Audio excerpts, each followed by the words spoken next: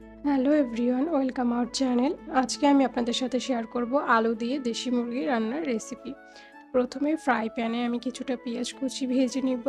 পেঁয়াজটা একটু নাড়াচাড়া করে বাদামি রং চলে আসলে এর মধ্যে দিয়ে দেব আমি 2 টেবিল চামচ পেঁয়াজ বাটা এবং 2 টেবিল চামচ আদা রসুন বাটা দিয়ে পেঁয়াজ এবং আদা রসুন বাটা, পেঁয়াজ বাটা তেলের ভিতর সম্পূর্ণ ভাজা ভাজা হতে হবে। ভেজে আমি দিয়ে দেবো কিছুটা পরিমাণ পানি দিয়ে নাড়াচাড়া করে দিয়ে দিব 1 চামচ পরিমাণ লবণ দিয়ে ভালো করে নেড়ে চেড়ে আমি এখানে দিয়ে দেবো 1 চামচ পরিমাণ মরিচের গুঁড়ো এবং 1 চামচ পরিমাণ হলুদ গুঁড়ো এবং আধা চা চামচ পরিমাণ ধনিয়া গুঁড়ো, আধা চা চামচ পরিমাণ জিরে গুঁড়ো, 1 চামচের মতো মাংসের মশলা দিয়ে নেড়েচেড়ে ভালো করে নেড়েচেড়ে মশলাগুলো কষিয়ে নিতে হবে। ভালো করে মশলাগুলো কষাতে হবে যাতে করে মশলার কাঁচা গন্ধটা না আসে। রান্নার মেইন হচ্ছে যে মশলা ভালো করে কষিয়ে নিলে রান্নার মজা আরও বেড়ে যায়। এরপর এখানে আমি দিয়ে দিব দারচিনি, এলাচ এবং তেজপাতা দিয়ে মশলাগুলো আবার আমি ভালো করে কষিয়ে নিব।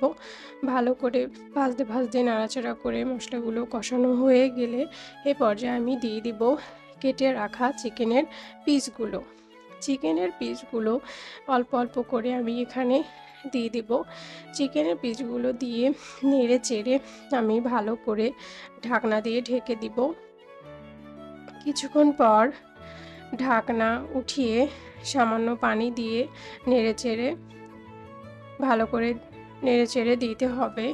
দেশি মুরগির রান্নাটা আপনারা চাইলে কেউ প্রেসার কুকারেও করতে পারেন, কারণ এই মুরগিটা সিদ্ধ হতে একটু সময় লাগে বেশি। তো প্রেসার কুকারে নিলে 3-4টা সিটি দিলে আপনাদের মাংস সিদ্ধ হয়ে যাবে। আমি এখানে আজকে মাটির চুলে রান্না করেছি, তাই ফ্রাই প্যানে আমি এখানে প্রেসার কুকার ইউজ করিনি, ফ্রাই প্যানে আমি রান্না করছি। একটু বেশি সময় লাগছে আমার রান্নাটা করতে, বেশি সময় নিয়ে আমি রান্নাটা করছি। আমি আজকে প্রেসার কুকার ইউজ করিনি। তো কিছুক্ষণ পর ঢাকনাটা উঠিয়ে সামান্য পানি দিয়ে আমি নেড়েচেড়ে দিয়ে দিব টুকরো করে কেটে রাখা আলুর পিস দিয়ে ভালো করে নেড়েচেড়ে ঢাকনা দিয়ে আমি আবার পুনরায় ঢেকে কিছু সময় রান্না করব।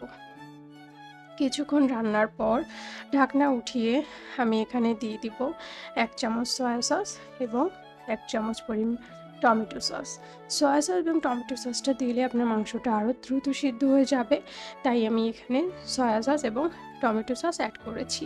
সয়া সসের পরিমাণ খেয়াল রাখবেন যেন বেশি না হয়, কারণ আপনি প্রথমেই লবণ দিয়েছেন, তো লবণের পরিমাণ যদি কমিয়ে দিতেন তাহলে সয়া সসটাও বেশি দিতে পারতেন। আবার অতিরিক্ত দিয়ে দিলেও বেশি খেতে ভালো লাগে না, অতিরিক্ত দিয়ে দিলেও সমস্যা। তো লবণ যে পরিমাণ দিবেন সেদিকে খেয়াল রেখে সয়া সসের মাত্রাটাও সেই পরিমাণই দিতে হবে। তো দিয়ে নেড়েচেড়ে আমি ভালো করে নেড়েচেড়ে মিশিয়ে আমি এ পর্যায়ে দিয়ে দিব কাঁচামরিচ দিয়ে ঢাকনা দিয়ে আমি আবার কিছুটা সময় রান্না করব। তো মাংসটা সিদ্ধ হয়ে আসলে নামিয়ে গরম গরম পরিবেশন করুন দেশি মুরগির চিকেন ঝোল। তো ভিডিওটি ভালো লাগলে লাইক দিবেন। আরও নতুন নতুন রান্নার রেসিপি পেতে চ্যানেলটি অবশ্যই সাবস্ক্রাইব করুন।